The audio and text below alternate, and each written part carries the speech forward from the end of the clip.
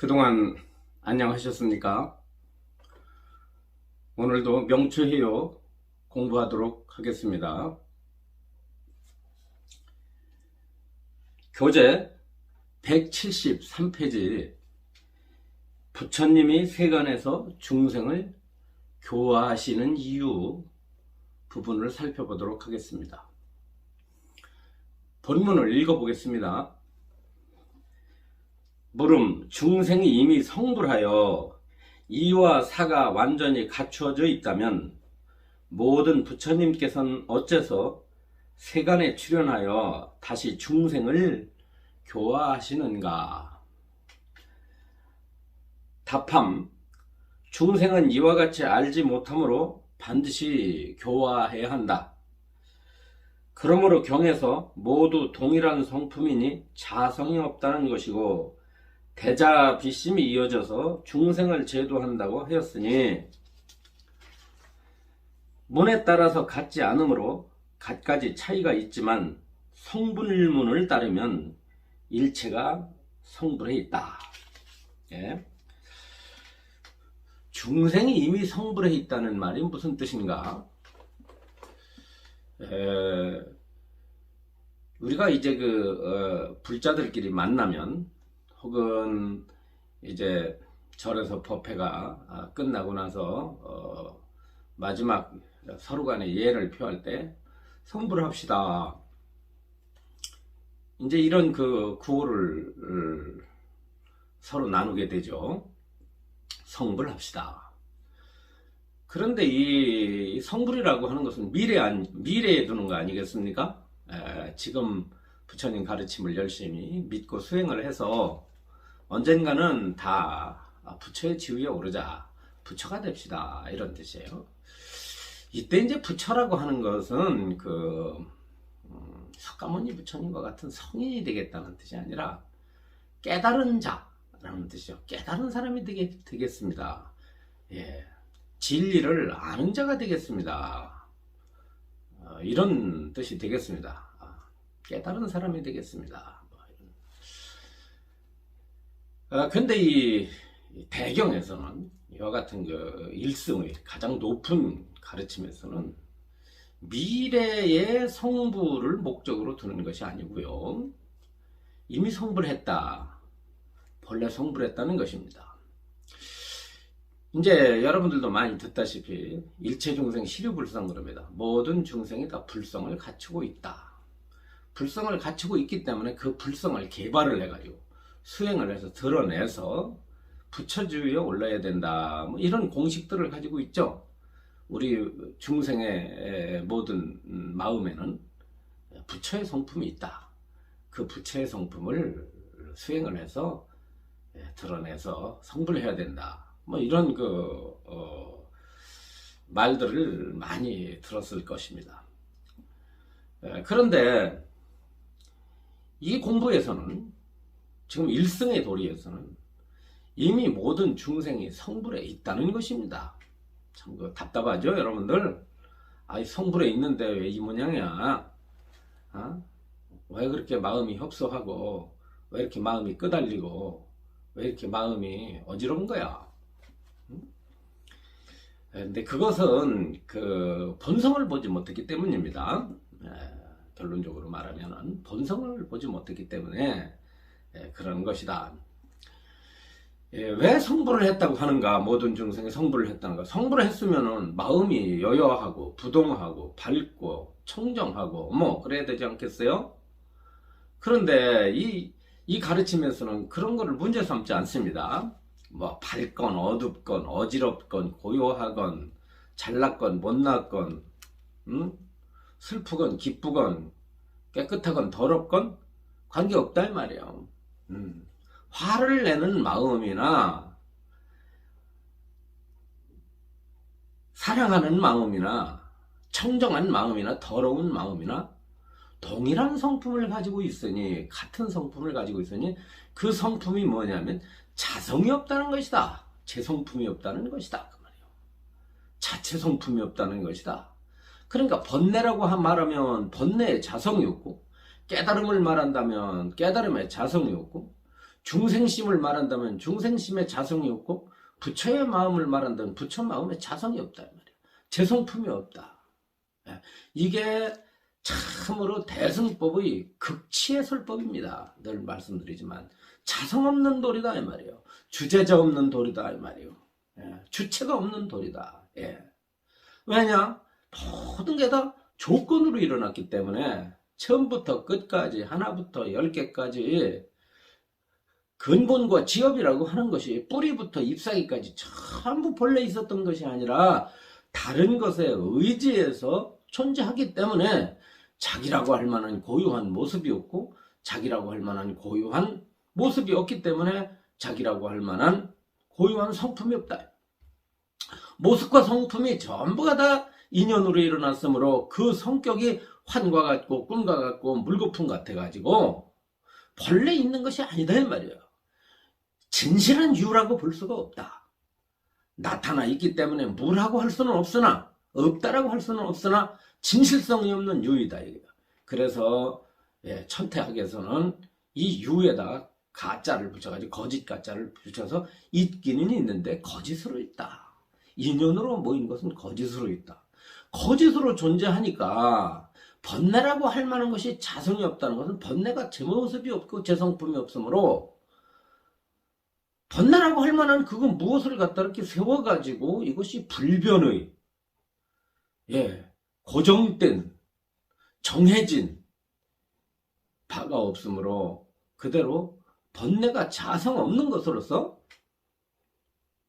무엇을 삼습니까? 부처를 삼았다는 것입니다. 무자성으로서 자성이 없으므로 부처를 삼았다면 지옥에서 한량없는 죄를 짓고 지옥에 떨어진 중생이나 연부를 많이 해서 극락에 태어난 극락인이나 자성이 없는 것은 마찬가지이기 때문에 그대로 다 성불의 지위에 들어가 있다. 다 본성에 있어서는 지옥과 극락이 그대로 평등한 것이다. 어디 인간뿐이겠습니까? 인간뿐만 아니라 이 무정물들도 혹은 이 미물들도 먼지 하나부터 시작해서 삼천 대천세계에 모든 존재한다고 나타난 바들이 다 무자성의 주제자 없는, 주체가 없는, 주인이 없는, 자기라고 세울 만한 것이 하나도 없는 것으로서 존재하므로 삼라만상의 일체법이 다 부처의 지위에 들지 않은 바가 없다. 그러니까 세상에는 무엇만 있는 겁니까? 무자성의 도리와 부처밖에 안 계신 겁니다. 부처님 한 분만이 존재하는 거예요. 흉생계가 갖가지 차별상으로 벌어져 있고 모든 생명이 업을 따라 가지고 각각의 모습과 각각의 삶을 살고 있고 거기에 수많은 형태의 업을 짓고 그 업에서 다시 과보를 받고 뺑뺑뺑 윤회를 하고 있으나 다 그것들이 하나의 부처인 것이다 말이에요. 우리 대성법을 공부하는 사람은 모두가 다 부처다. 중생이 본래 부처다. 부처 아님이 없다는 말을 결코 귀에 낯설게 들어서는 안 됩니다. 아주 귀에 익숙하게 들어야 돼요. 다만 무엇이 다르냐? 깨닫고 깨치지 못한 것만 다른 거예요. 성품은 같으나 알았느냐 못 알았느냐에 따라서 범부다 부처다 하는 것이지 본성품에 있어서는 범부와 부처가 갈라져 있을 수가 없다는 것입니다. 그래서 여기서 말하기를 중생은 이와 같이 알지 못하므로 반드시 교화해야 한다. 알지 못하니까 교화해야 한다. 부처가 부처인 줄을 모르기 때문에 그것을 깨닫게 하기 위해서 교화라는 것이 나오고 그 교화를 하기 위해서 부처님이 세간에 출현한 것이다. 그러니까 부처님이 세간에 출현하신 것은 왜 출현하느냐면 너희들이 본래 부처인이라를 깨닫게 하기 위해서 세간에 출현했다는 거예요. 그러니까 부처님이 부처님을 교화하기 위해서 오신 거죠. 그러니까 부처님이 부처님을 교화하기 위해서 오셨으니까 부처님 입장에서 볼 때는 교화한 바가 없어요. 중생의 편에서는 교화한 바가 있으나 부처님의 편에서는 이래저래 금강경 도리로 봐도, 유식의 도리로 봐도, 화음의 도리로 봐도, 대승기실론의 도리로 봐도, 어떤 거로 봐도 부처가 중생을 제도했다는 그러한 견해를 두지 않는다.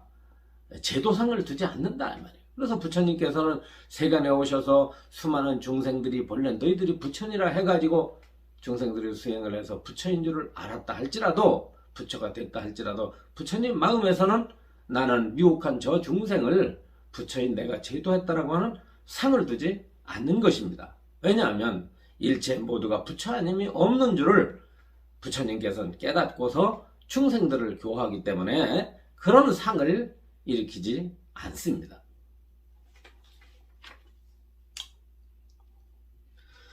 다시 읽으면 경에서 모두 동일한 성품이 자성이 없다는 것이다. 그렇죠. 모두가 동일한 성품은 자성이 없다는 것이니, 그러나 중생들이 알지 못함으로 대자대비를 일으켜서 중생을 깨우쳐주는 것입니다. 네. 여러분, 이 정법을 하지 않으면, 바른 법을 하지 않으면 중생들을 대자대비로 이끌 수가 없습니다. 자비심이라는 것은 어디서 나오느냐 하면 정법을 아는 것에서 대자대비심이 나오는 것이죠. 부처가 부처인 줄을 모르고 중생짓을 하고 있으니까, 또 중생짓을 한다 할지라도 부처가 부처인 줄을 모르기 때문에 중생짓을 하는 거예요. 부처가 부처인 줄을 알면은 부처의 짓을 하지 중생의 짓을 하지 않습니다. 그렇기 때문에 부처님과 중생의 차별이라는 것은 두 가지가 있는데, 하나는 뭐냐면 알았느냐 못 알았느냐 하고, 두 번째는 행에 있는 것입니다. 그 행이 부처의 행이 나오느냐 부처의 행이 나오지 않느냐, 이것에 차이가 있습니다. 따라서 우리가 이와 같은 대경을 공부했다고 한다면은 바로 나 자신이고 부처임을 믿고서 부처의 행을 따라가도록 그렇게 노력하고 그렇게 정진하는 것이 불자의 올바른 삶의 태도라고 할 것입니다. 자, 동일하게 자성이 없기 때문에, 다 좀 읽어보겠습니다. 동일하게 자성이 없기 때문에 현재 이 자리에서 성불하였고, 이 자리가 큰 성불이다 이 말이에요.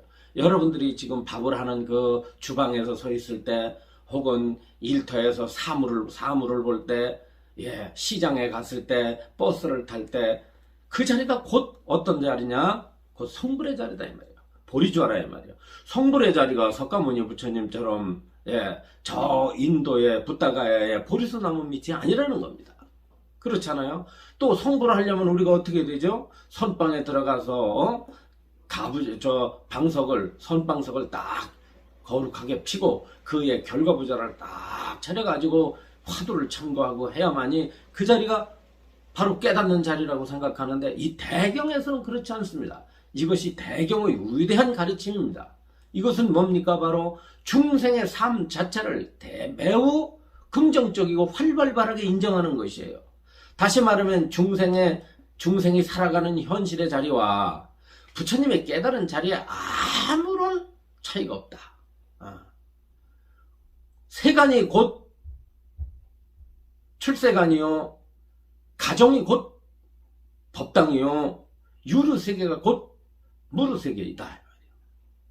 그러니까 성불을 다른 곳에서 하려는 것이 아니라 자기가 서 있는 곳이 곧 성불에 있음을 믿고 그 자리가 곧 부처의 깨달음의 자리라고 하는 것을 우리가 알지는 못했어도 인정하고 들어가야 된다.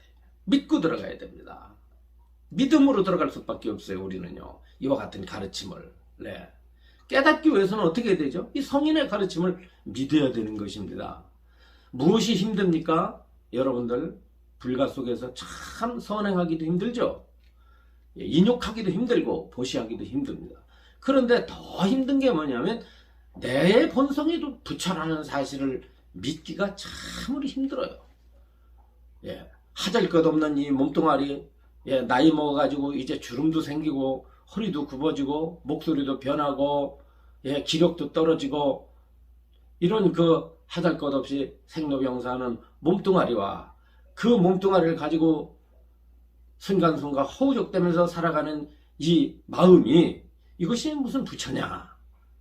어떻게 이게 부처가 될 수 있느냐라고 하는 이런 생각을 털어버리고, 내가 잘났건 못났건 젊었건 늙었건 내일 죽을 중병이 걸렸다 할지라도 내가 본래 부처라고 하는 사실을 믿는다고 하는 것은 대단히 힘들고, 또한 믿는다고 한다면 그 공덕이 한량이 없는 것입니다. 멋있는 말씀입니다. 동일하게 자성이 없기 때문에 현재 이 자리에서 성불하였다. 진리를 깨닫는 곳이 어디 특별한 곳인 줄 알았더니 저 굴속이나 저 조용한 산사나, 참선하는 무슨 저 스님들이 정진하게 들어갔다는 무문관이 그것이 성불하는 자리인 줄 알았더니 그것이 아니라 내가 서 있는 이곳이, 진흙탕 같은 이곳이, 모순과 대립과 질곡이 넘치는 이곳이 바로 성불의 자리라고 하는 것은, 이것은 부처님의 그 복음이 아닐 수가 없습니다. 사물마다, 자 보세요. 진성은 얻을 수가 없으니 지금 비로소 성불한 것이 아니므로 성불에 있고. 묘하죠. 진성은 얻을 수 없다. 참성품이라고 하는 것은 얻을 수가 없다는 거예요. 진성이 뭐냐? 여기서 참성, 바로 공성입니다. 공성이 진성이에요. 무자성이 곧 진성입니다. 참성품이라는 게 따로 있을 수가 없어. 자성이 없는 것으로도 진성을 삼았는데 어떻게 거기서 뭘 얻겠어요? 몸과 마음에서 얻을 만한 법이 아무것도 없습니다. 제가 먼저 번에도 말씀드렸던 얻을 만이 불가해서 얻을 게 없다는 말을 여러분들이 조심해서 들어야 된다. 여기서는 수행의 분상에서 하는 얘기야. 수행에서 성불과 관련된 얘기로서 얻을 게 없다고 하는 건데, 이 말을 잘못 들어가지고 불교에서는 얻을 게 없대. 그러니까 돈도 벌지 말고 양식도 구하지 말고 이 사람 저 사람한테 사정 얘기해가지고 나 어려운 거 얻을 것도 없어. 세상엔 아무것도 얻을 게 없는 공한 거고 허무한 거야. 이런 식으로 해가지고 현재의 당면한 문제를 무소득, 얻을 게 없다라고 이런 생각을 여러분들이 지어서는 절대 안 되고, 당면한 문제들은 우리가 응당응당 구해야 됩니다. 쌀이 없으면 쌀이 구해야 되고, 돈이 없으면 어디 가서 꾹이라도 해야 됩니다.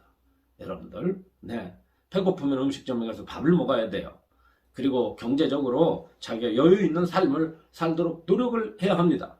그런데 여기에서 여러분들이 얻을 바가 없다고 하는 것은 뭐냐면, 수행에서 몸과 마음에서 진정 참성품이라고 할 만한 것을 건질 것이 없다. 왜냐? 차성이 없는 것으로서 참성품을 삼았으니 무엇을 얻겠는가? 그렇죠. 그러니까 여기에서는 지금 비로소 성불한 것이 아니고 이미 성불에 있단 말이야. 이미 존재할 때, 무엇인가가 나타날 때 이미 성불에 있는 상태에서 나타나는 거다. 나타났다 하면 성불이야. 먼지 하나가 딱 일어났다면 그것도 성불되어 있는 것이고, 어린아이가 갓 태어났다고 한다면 그것도 이미 성불에 있는 것이다. 이미 태어나기 이전에도 성불에 있는 것이다 말이야. 사물마다 자성이 없기 때문에 일체의 종지를 이룬다. 사물마다 자성이 없어. 사람, 중생뿐만 아니라 모든 사물이 다 재성품이 없기 때문에 일체 종지를 얻은 것이다. 부처의 자리를 얻은 것이다.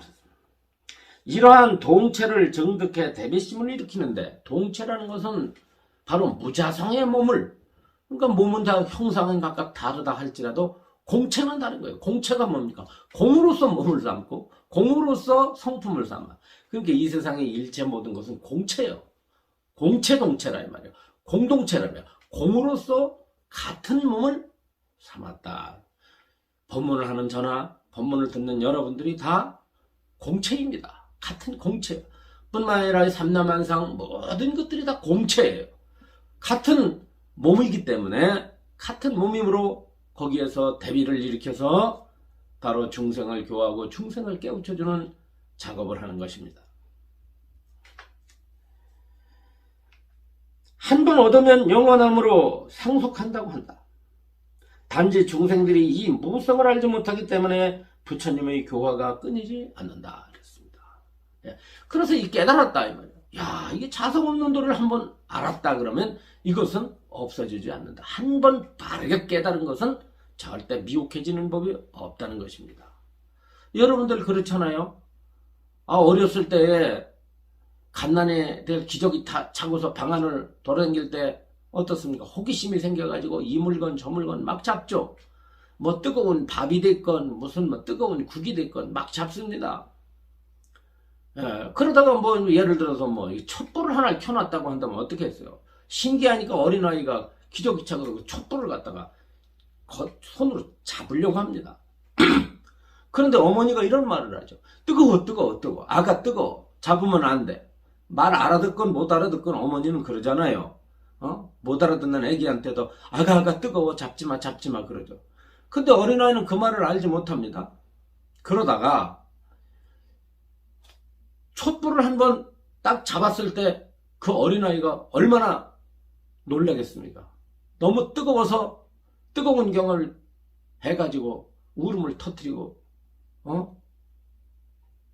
진정시키기가 어렵습니다. 그들로부터는 어떻습니까?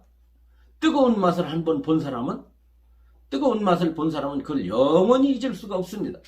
그렇기 때문에 뜨거운 맛을 한번 본 사람은 다시는 그 뜨거운 물을 한 번에 함부로 움켜쥔다든가 가까이 한다든가 접촉하는 일을 극히 삼가합니다.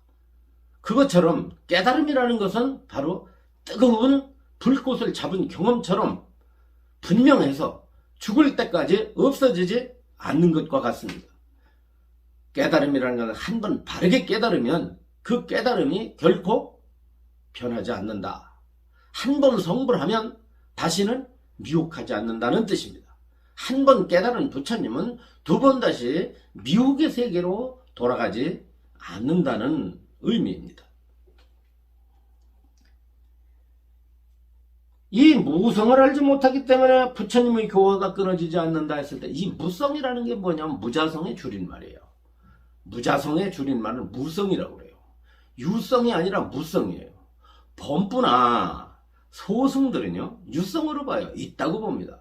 5온 12처 18개 일체법이 실효한다고 봅니다. 실효한다고 보지만 대승에서는 자성이 없는 무성으로 관찰을 한다. 그래서 이 무성을 다 가지고 있어. 다 무성을 소유하고 있으면서 무성의 존재이면서 그 무성을 알지 못하는 미혹한 마음 때문에 성불을 했다고 이렇게 인정하지 않는다는 것입니다. 무성을 아는 것이 곧 성불의 지름길이죠. 따라서 부처님이 세상에 오시는 것은 이 무성을 깨닫게 하기 위해서 오셨다. 한마디로 대경에서는 그렇게 설명하고 있습니다. 부처님이 세간에 오신 이유가 무엇인가? 무성을 깨닫게 하기 위해서였다. 무성이 뭐냐? 공성이다. 공성이 뭐냐? 연기성이다. 바로 연기를 깨닫게 하기 위해서 오셨습니다. 늘 말씀드리지만 부처님의 초기 경전에서도 연기를 보는 자 열애를 본다 그랬습니다. 연기란 법이요. 법이요. 연기법을 보는 자 열애를 본다고 그랬습니다. 이것은 무슨 말씀입니까? 연기를 깨닫는 자가 곧 성불한다는 뜻입니다. 부처님을 본다는 것은 부처의 형상을 보는 것이 아니라 연기법을 보는 것이 곧 부처님을 보는 것이다. 초기 경전에서도 그렇게 말씀을 하셨고 그 초기 경전에 그와 같은 가르침이 대경까지 동일하게 이어져 가지고 바로 이와 같은 무성의 가르침이 전개하게 되었다는 사실을 여러분들께서 인식하여야 됩니다. 비록 보신과 화신을 나타내지만 법신의 본체는 옮겨가지 않으니 마치 빛깔을 따라 변하는 만이주가 여러 가지 모습을 나타내지만 본래는 움직이지 않는 것과 같고 소리에 메아리 치는 빈 골짜기가 여러 가지 소리를 내지만 일어난 곳에 무심한 것과 같다. 나와 남을 집착하지 않으니 어찌 중생상을 보겠는가? 본래 나타나고 사라지는 것이 아니니 대각의 근원에 항상 명합한다. 이렇게 말씀을 하셨습니다. 자, 비록 보신과 화신이라는 것은 보신과 화신은 무엇입니까? 중생을 교화하기 위해서 나타내신 공덕의 몸과 변화의 몸이에요. 공덕의 몸을 이것을 보신이라고 그러고 변화의 몸을 이것을 화신이라고 말합니다. 예를 들어서 석가모니 부처님이 중생을 교화하기 위해서 어떤 모습을 가지고 태어나셨죠? 예, 복덕성의 모습을 가지고 태어나셨습니다. 예, 태어나신 곳 자체도 아주 복이 많은 곳, 바로 왕궁의 왕자로 태어났습니다. 그리고 상호가 32 길상 80종호라고 하는 거룩한 모습을 나타냈습니다. 그것은 왜겠습니까?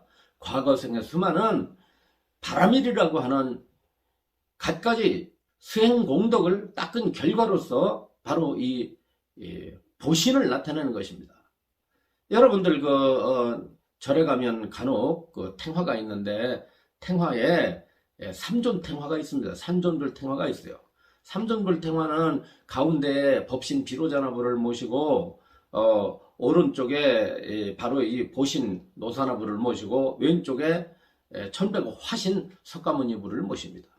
그때 법신은 공성으로서의 무자성으로서의 바로 이 진리 그 자체라고 할 수 있는 법, 연기법의 그 공성을 불격화시킨 법신이 모셔져 있는 것이고, 그 법신에서 중생을 교화하고자 혹은 성불하고자 과거생에 수행을 한 공덕의 몸으로서의 보신인 노사나불을 왼쪽에 모십니다. 근데 그 노사나불의 형상이 어떠냐면 아주 장엄되어 있어요. 법신이나 화신보다 이 보신 노사나불의 의상은 화려하게 말할 수 없고, 귀에다가 목에다가 팔에다가 갖가지 장식을 하고 있고, 관도 아주 거룩한 아주 보관을 쓰고 있습니다. 이것은 뭘 말합니까? 네, 수행해서 수행이라는 원인을 통해서 만들어진 그 결과가 이렇게 수승하고 뛰어나고 길상하다는 것입니다. 예, 그렇죠. 그래서 그와 같은 아주 보배스러운, 덕스러운, 장엄스러운 모습을 가지고 세간에 나타나신다. 누가? 부처님이 나타나셔서 그렇게 중생들에게 알맞는 모습의 형상을 띠고 변화신을, 보신이 법신의 자리에서 보신이 사람이라고 하는 석가모니 부처님과 같은 변화의 몸을 가지고 중생에게 나타났다고 하는 것입니다. 그렇습니다. 네. 그래서 법신과 보신과 석가모니 부처님인 화신은 같은 것이죠. 법신, 보신, 화신은 일체신입니다. 같은 몸입니다. 네. 그래서 우리가 볼 때 이 보신과 화신은 움직임이 있어요. 세간에 나타나시기도 하고 세간으로부터 떠나기도 합니다. 말하자면 석가모니 부처님도 세상에 오셨고 세상을 떠나셨지 않습니까? 그리고 석가모니 부처님도 동쪽에서 서쪽으로 가시고 서쪽에서 남쪽으로도 가시고 앉기도 하고 눕기도 하고 대화도 하고 화장실도 가시고 몸에 병이 생기기도 했습니다. 그러나 이것은 그림자와 같은 것이다. 어디의 그림자인가? 법신의 그림자입니다. 법신의 그림자. 법신은 움직이질 않습니다. 공성이 어떻게 움직이겠습니까? 그 성품이 어떻게 움직이겠어요? 아무리 움직인다 할지라도 그 성품은 움직이질 않습니다. 그러므로 법신은 움직임이 없으나 보신과 화신은 중생의 건기를 따라서 오고 감이 있다. 그것은 마치 무엇과 같은가? 비유하기를 만이보주와 같다. 여러분들 이 만이보주라고 하는 것을 여러분들 한번 생각해 보십시오. 이 만이보주라고 하는 것은 용왕의 뇌 속에 감춰져 있는 그 신묘한 구슬입니다. 이것을 갖다가 이제 여의주라고도 말을 하잖아요. 만이주 혹은 여의주라고 말을 하는데, 이 만이주는 얼마나 청정한지요? 보이질 않아요. 너무 깨끗해서 눈에 띄질 않습니다. 그런데 어떻게 하냐? 이렇게 만져보면은 이게 구슬이라는 걸 알아요. 물론 이게 경전에 나오는 참 인간 세계에서는 참 만나기 어려운 그런 구슬이죠. 그래서 이렇게 만나보니까, 이렇게 만져보니까 구슬이 나타나거든요. 구슬이. 그럼 여기다가 얘는 구슬이 어떻게 생겼나 하고 빛을 비춰요. 빨간 빛을 비추면 빨간 여의주가 되고요, 파란 빛을 비추면 파란 여의주가 됩니다. 그렇지 않습니까? 예. 그래 어리석은 사람은 어떻게 되냐면, 여의주는 빨간색이다, 여의주는 파란색이다, 여의주는 녹색이다, 이렇게 불빛을 따라서 여의주가 그 모습을 나타내는 줄을 모르고 여의주 자체에 고유한 색깔이 있다고 착각을 하는 것처럼, 예, 법신은 형상도 없고 법신은 오고감이 없고 법신은 자취가 없습니다. 자취가 없는데 빨간 불빛을 비치고 파란 빛을 비치는 데 따라서 빨갛게 나타나고 파랗게 나타나는 것처럼 교할 중생의 업을 따라서 법신이 바로 도신의 모습을 나타내고 화신의 모습을 나타낸다고 하는 것입니다. 그러니까 대승에서는요, 석가모니의 부처님의 모습도 고유한 석가모니 부처님 자체의 정해진 모습이 아니라 중생의 업을 따라서 그 모습이 나타났다, 이렇게 설명을 하고 있습니다. 석가모니 부처님의 모습은 석가모니 부처님 자신이 가진 모습이 아니라 중생의 업에 따라서 나타나는 모습이라고 이렇게 설을 합니다. 참 묘하죠. 예, 소승에서는 설명할 수 없는 그런 내용입니다. 소승에서는 어떻습니까? 석가모니 부처님이 주체가 돼가지고, 석가모니 부처님이 과거생에 수행을 한 공덕에 의해서 바로 이 세상에 몸을 나타내셨고, 이 세상에서 성불을 하셨고, 중생을 교화하셨다. 그래서 석가모니 부처님에게 부처님이 이 세상에 오시게 된 그런 모든 모든 연유를 석가모니 부처님 자신에게만 돌리는데, 대승에서는 부처님이 이 세상에 오신 것은 석가모니 부처님의 한 분의 원력에 의해서만 오시는 것이 아니다. 뭐냐? 바로 중생의 업이 있었다라고 하는 겁니다. 중생의 업을 통해서 세간에 오셨다. 부처님이라고 하는 형상은 바로 중생의 업의 그림자다. 부처님에겐 형상이 없어. 공성이 어떻게 형상이 있겠는가? 성품이 무슨 형상이 있겠는가? 성품에는 형상이 없어. 마치 사랑의 형상이 없는 것처럼, 미움의 형상이 없는 것처럼, 자성이 없는 도리는 형상이 없는데 교화받을 중생에 따라서 모습을 나타냈으므로 석가모니 부처님의 그 몸은 중생의 업이 그려낸 그림자이고, 그러므로 그림자로서의 화신을 보는 것은 진부를 보는 것이 아니다. 진부는 무엇이냐? 자성이 없는 공성이다. 따라서 석가모니 부처님의 형상을 보고 음성만 들은 것으로서는 절대 부처님을 친견할 수가 없다. 금강경의 바로 야기색견화 이 음성과 불능연열의 시인행사도 범수유상 계시어망 약견재상 비상 즉견열의 일체유의법 여몽환포형 여로여겨전 음적여시관하라, 이렇게 말한 것과 같습니다. 이와 같은 이치가 금강경 속에 깊이 깃들어져 있는 것이죠.